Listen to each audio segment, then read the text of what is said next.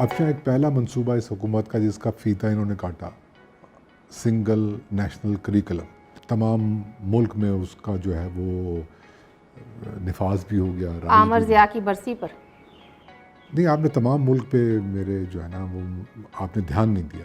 میں غلطی سے پاکستان ٹیلی ویژن کی ہیڈ لائنز اس دن سن رہا تھا جس دن یہ عمران خان صاحب تقریب سے خطاب کر رہے تھے، تو ہیڈ لائن سلام ہے اس کاپی رائٹر کو اور ایڈیٹر کو، ان کے ڈیسک پہ جو لوگ اس وقت بیٹھے ہوں گے، بلکہ پوری پی ٹی وی کو سلام ہے جنہوں نے لکھا کہ ایک قوم ایک نصاب.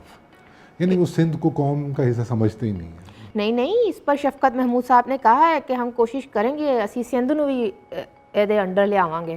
مطلب اصل تکلیف تو پھر ہوئی 18ویں ترمیم دی ہے نا. لیکن 3 باتوں پر کریڈٹ لیا اوور آل، جو سینہ پھلا کے پوری ٹیم بیٹھی ہوئی تھی نا، عمران خان، نیازی اور شفقت محمود اور جتنے بھی باقی، ایک تو پتہ نہیں اتنے سارے ہیں. پہلی بات ایک ایک کر کے ڈسکس کرتے ہیں. پہلی بات کہ ایک قوم ہے، ایک نصاب ہونا چاہیے. اچھا، یہ جو ڈائیورسٹی کو دشمن سمجھتی ہے ریاست، اس صرف ڈائیورسٹی نہیں پھر اس کے اندر آتا نا، اس کے اندر وہ 1 یونٹ فارمولا والا معاملہ بھی ہمیں یاد آتا ہے. کیا یہ کلچرل اور لنگول اور جیوگرافیکل اور دوسری جو پہچانیں ہیں اس خطے میں، اس ملک میں رہنے والے مختلف لوگوں کی، ان کے اوپر حملہ نہیں ہے؟ ان کو زبردستی بس چپا مار لو تے جو اسی کہہ رہے ہیں نا صرف اسی ایک راہ دے اتے چلنا ہے. یہ آپ نے قلم توڑ دیا کہ وننس کی جو تعریف ہمارے حکمران طبقہ کرتا رہا ہے، جو ایک حکمران طبقہ بھی کوئی کمپلیکیٹڈ چیز نہیں ہے، ایک اردو سپیکنگ ایلیٹ اور پنجابی جو ایلیٹ تھی، ان کے گٹھ جوڑ سے یہاں پر ایک نیریٹو بنا پاکستان میں. اور ہم نے دیکھا یہ جو آپ نے بات کی وننس کا نام لے کر بنگالی کی زبان کو، کلچر کو جو ہے ان کے حق رائے دہی کو جو ہے وہ نشانہ بنایا گیا، اس سے انکار کیا گیا. سندھی، سرائکی، پختون، بلوچ سب کو اس وننس کا نام لے کر ان کے جمہوری کلچرل لنگول شناختوں کو جو ہے نا وہ ڈسٹارٹ کیا گیا. ڈیموکریٹک رائٹس میں کیا آپ کا کلچرل پہچان، علاقائی پہچان اور جو آپ کی اپنی مادری زبان کی پہچان ہے اس کو آپ کہیں نہ کہیں سلب نہیں کر رہے؟ بالکل.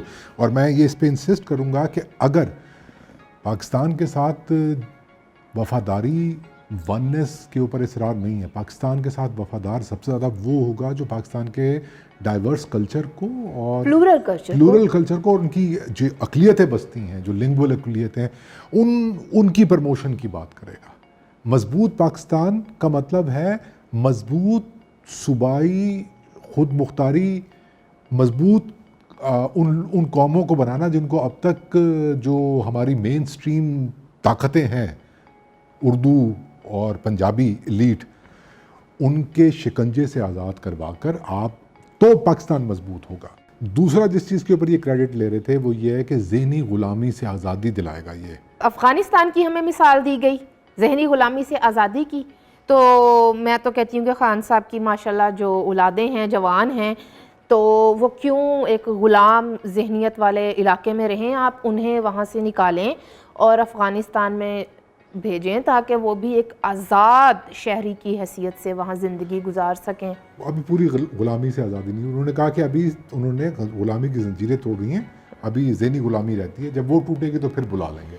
آپ ایسے خام خواہ ہر بات پہ اعتراض نہ کیا کریں ان پہ. یہاں پر ایک اہم بات، ہمیں تو 17 سال یہ بتا کر ہمارے کان پکا دیے گئے کہ یہ آکسفورڈ سے پڑھا ہوا ہے یہ بندہ، اور پھر بار بار یہ پرچی سے دیکھ کر نہیں، یہ تو انگریزوں کی آنکھوں میں آنکھیں ڈال کر انگریزی میں بات کرتا ہے. اور کل تو میرا خیال ہے تیسرا پوائنٹ کہیں گے آپ، وہ تو نہیں بتانے والے کہ زبان کے ساتھ انہوں نے کہا کہ جب آپ کسی دوسری زبان میں تعلیم حاصل کرتے ہیں تو پھر لباس بھی ویسا پہنتے ہیں، وہی فیشن. پتہ نہیں اب خان صاحب نے فیشن کس چیز کا نام رکھا ہوا ہے اور اسی کلچر کو اپناتے ہیں، تو پھر آپ تو بالکل ہی تو سیدھے رہ جاندے ہو نا. نہیں، یہ تیسرا پوائنٹ نہیں ہے، لیکن بہرحال اس پہ بات کا ہونا ضروری ہے. دیکھیں اس پہ جتنی مرضی گفتگو ہو جائے، لیکن خان صاحب تو انگریزی ہی کا کریڈٹ نہیں لیتے رہے ہیں، لیکن ان کا فین کلب. لیکن دیکھیں کس قدر کنفیوز ہیں یہ لوگ.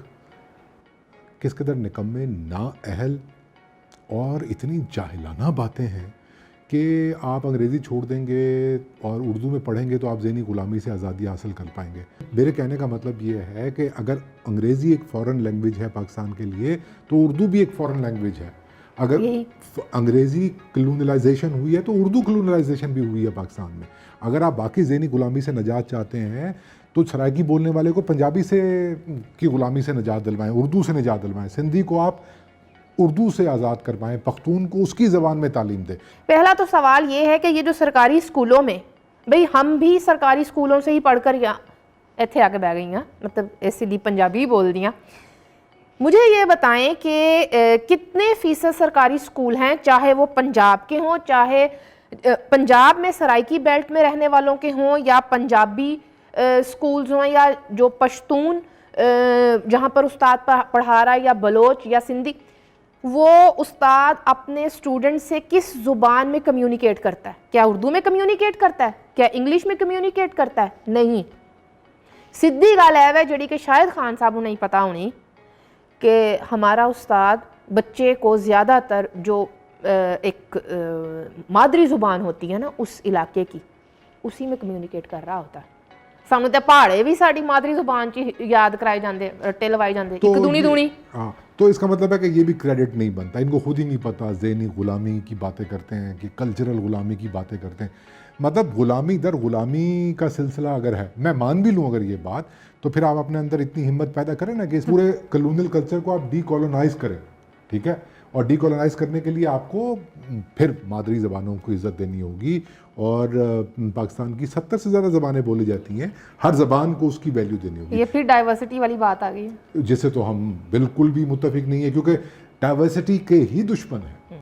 تو دو نعرے، دونوں کھوکھلے نعرے once again single national curriculum کے حوالے سے. تیسرا نعرہ، آپ تیسرا پوائنٹ کی بات کر رہی تھی نا، عمران خان صاحب نے فرمایا کہ طبقاتی کشمکش ختم ہو گئی ہے، اب سب پورے پاکستان کے لیے ایک سلیبس ہے. طبقاتی تقسیم، طبقاتی تقسیم، مطلب کہ یار حد ہے جہالت کی. نہیں، میرا پہلا سوال، پہلا اور آخری سوال، طبقاتی تقسیم کی یہ بات کر رہے ہیں.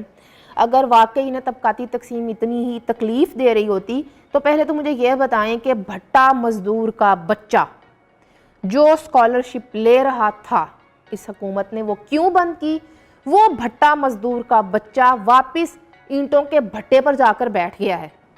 آپ مجھے طبقاتی تقسیم بتا رہے ہیں. بلوچستان کے اسٹوڈنٹس کے، بلوچ اسٹوڈنٹس جنہیں پنجاب میں اسکالرشپ ملی، کیونکہ وہاں پر اس طرح سے تعلیمی اداروں کو فلرش نہیں کر سکی ریاست، جو بھی ریزنز رہے ہوں.